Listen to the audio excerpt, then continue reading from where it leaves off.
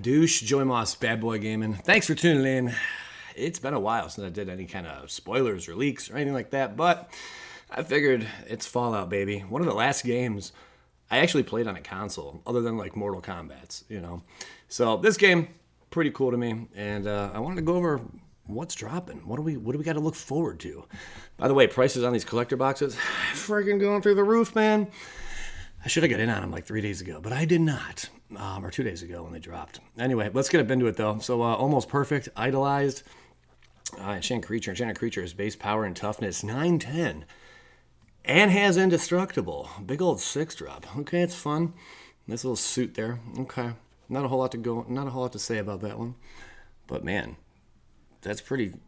I mean, that's a threat. No additional abilities. You gotta like throw something on it though, but it's already an aura. So maybe you have like a 1/1 creature or a creature that has +1/+1 counters that are on it. Then you throw this thing on it, and then it just gets bigger. And maybe that +1, maybe it's a Hydra with trample, and then, you know, like that'd be kind of cool.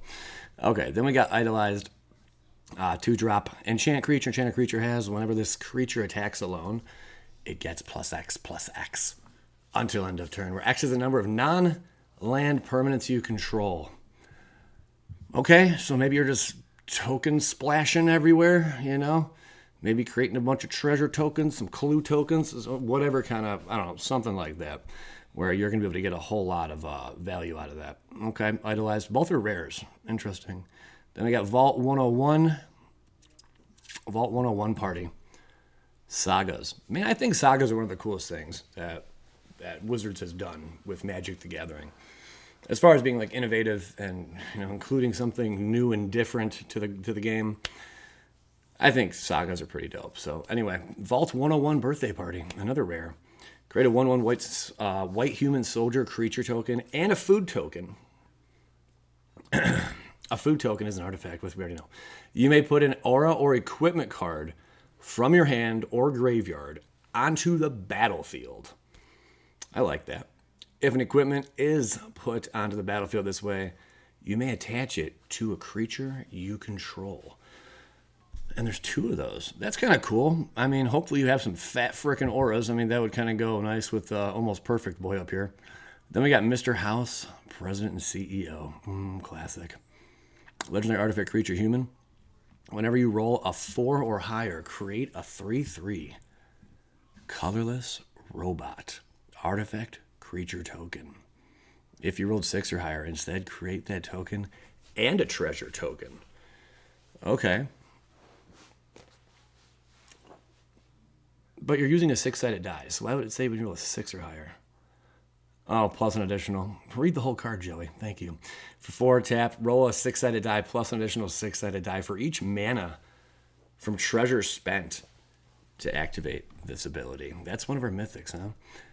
I mean, if you're really good at the craps table, this card's for you. You know, some people, I've seen some stuff at casinos where people just light it up. You know, I maybe go to the casino once, maybe twice a year. It's been like probably 6-7 months since I've last been. I think the last time I went was with Big Box Dave over at MTG Attitude. But yeah, oh my God, that might have been like a year ago. Holy crap, that was a long time ago. But some people, man, when they shoot dice, they kill it. You know, they have a certain way they hold it and they throw it and it just hits off the wall right. And I've seen this one dude go on the table for like 45 minutes without crapping out, without throwing a 7. I was like, that's insane.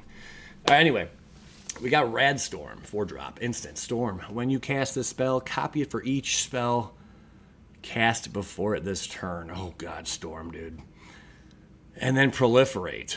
So wait. Oh, wow. Wow.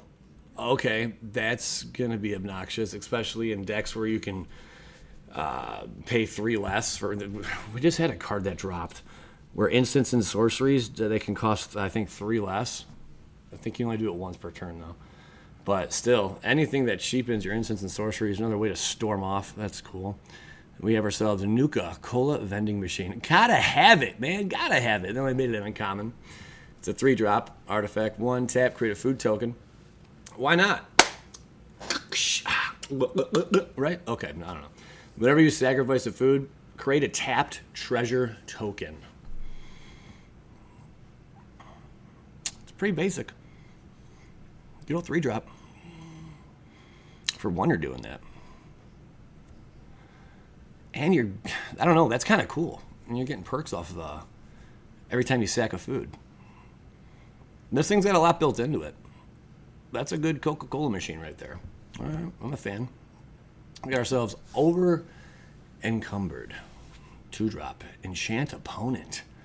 When over Encumbered enters the battlefield, enchanted opponent creates a clue token, a food token, and a junk token. Oh, man.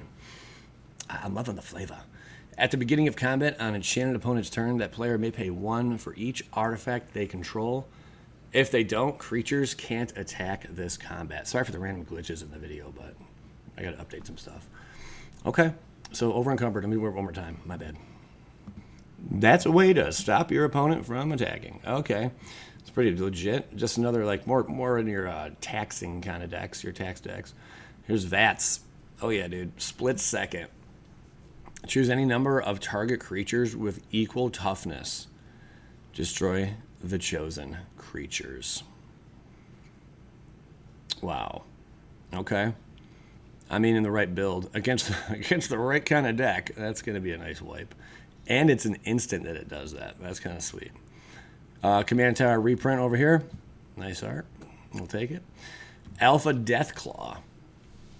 A 6-drop. Menace and Trample. You don't say. When Alpha Deathclaw enters the battlefield or becomes monstrous, destroy target permanent.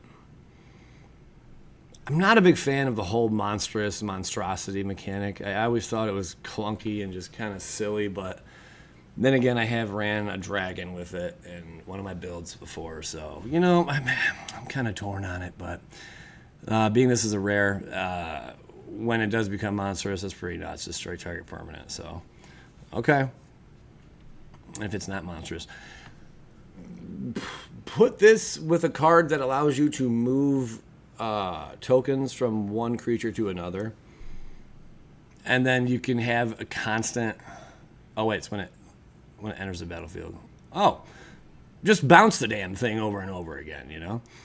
That's kind of that can get kind of busted really quick. Just keep bouncing the darn thing. There you go. That'll be fun. Or moving the tokens around. Intelligence bobblehead. Who's going to get the lucky serial numbered bobblehead? I'm not sure how I feel exact on serial numbered cards. I almost wish they would do a serial numbered version for every card in a set, you know? Or at least every rare and mythic in a set. Like, I don't like how they just pick and choose which serial numbered cards they do. Thoughts on that? Here's Wasteland. We already know what Wasteland's all about. That's cool. Fun little art there. And then we got Soul Ring and Crucible of Worlds, some little reprints. Oh, man. I really like the dude, man. Cool. This is fun. This is fun. I'm digging it. Arcane Signet, of course. I'm assuming, this is commander-based. Rex Cyberhound. Whenever Rex Cyberhound deals combat damage to a player, they mill 2 cards and you get 2 energy. Watch out, man. I kind of had a feeling energy was coming back, but yeah. It's back. It's back, baby. Exile it with pay 2, choose target creature card in a graveyard. Exile it with a brain counter on it. Activate only as a sorcery. Ooh. Rex has all activated abilities of all cards in exile with brain counters on them. Rex can get a bit out of control. We're going to say that. Dr. Madison, a little 3-drop. Human scientist, whenever you, oh man. Dude, energy, I can't think of the name of the card. Sorry, that was a big stutter there. But there's been cards with energy, like the energy counters and stuff, or just not energy counters. Yeah, energy counters. They get banned really quick. You know, like, what was it? When energy first came out, I think there were 2 or 3 energy cards that were banned. Like, they just didn't realize the power of it. So hopefully they corrected mistakes of the past when printing these cards. But let's have a read. Whenever you cast an artifact spell, you get energy. Pay 1 energy. Target creature gets +1/+0 and gains trample and haste until end of turn. I'm glad you have to tap Madison in order to do this, because if they didn't have that tap symbol there, this kind of stuff's just busted beyond belief, man. Pay 3, draw a card. Could you imagine just create all the energy you want, create unlimited energy in an infinite build, and then just draw a card, you know? Pay 5 energy, return target artifact card from your graveyard to the battlefield tapped. That could be silly too. All right, so a lot of value right there.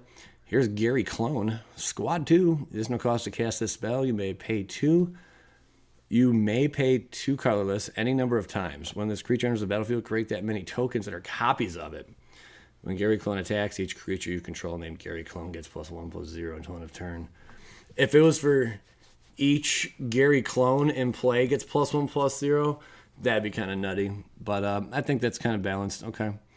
Caesar's Legion's Emperor. Of course, man. 4-drop. Whenever you attack, you may sacrifice another creature. When you do, choose 2. Create 2 1/1 red and white soldier creature tokens with haste that are tapped and attacking. I like the flavor. You draw a card and you lose 1 life. It's cool you can choose 2. Gotta sack a creature. Caesar's Legion's Emperor deals damage equal to the number of creature tokens you control to target opponent. Yeah, baby. Okay. Yeah, that's a big boy, man. And, whoa, that can get out of control. It's got to be target opponent, though. At least it doesn't say, like, all opponents, you know. That would be a little stupid. Make yourself the enemy really quick. Radiation. Gotta like the radiation token. At the beginning of your pre-combat main phase, if you have any rad counters, mill that many cards for each non-land card milled this way. You lose 1 life and a rad counter. Wow, okay. Radiation's a thing now. Feral Ghoul, 3-drop menace, rare. Whenever another creature you control dies, put a +1/+1 counter on Feral Ghoul. When Feral Ghoul dies, each opponent gets a number of rad counters equal to its power. Whew. Man, you pumped the sucker up real good, bro. You mill your opponent to death quick. Fun way to mill now with the rad. I like that. The Wise Mothman, 4-drop mythic. Flying, whenever the Wise Mothman enters the battlefield or attacks, each player gets a rad counter. Whenever 1 or more non-land cards are milled, put a +1/+1 counter on each of up to X target creatures, where X is the number of non-land cards milled this way. We are going heavy in the mill.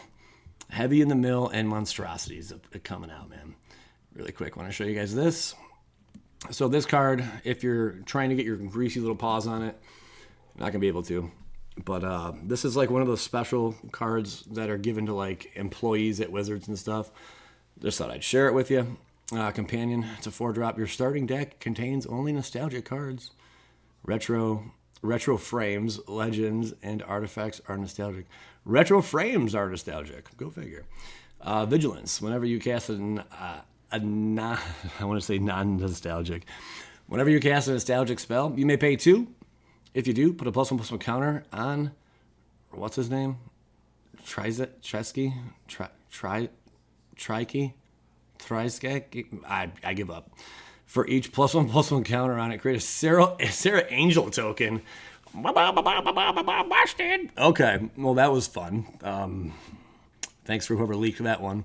That's a pretty massive leak, if I don't mind saying so. Okay, let's keep this ball rolling. Keep this ball and chain going. We got Ever Loyal, the dog meat over here. What do I feel like this is already out here? We already have one of these. When dog meat enters the battlefield, mill 5 cards, then return an aura or equipment card from your graveyard to your hand. Whenever a creature you control that's enchanted or equipped attacks, create a junk token. And a little bit about junk tokens. It's an artifact with sacrifice this artifact, exile the top card of your library. You may play that card this turn, activate only as a sorcery. Why can't it ever be instant speed? Wouldn't that be sick? That'd be a little too bonkers. Here's some of the lands.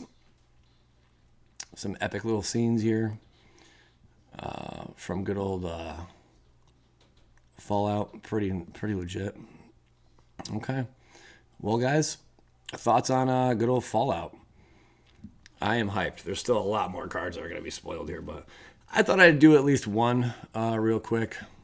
This was from magicspoiler.com, if anyone's curious. But there you have it. Yeah, leave your thoughts. Drop a comment. Thanks for tuning in. Joey Moss, Bad Boy Gaming, Scotty Inc., Skadoosh.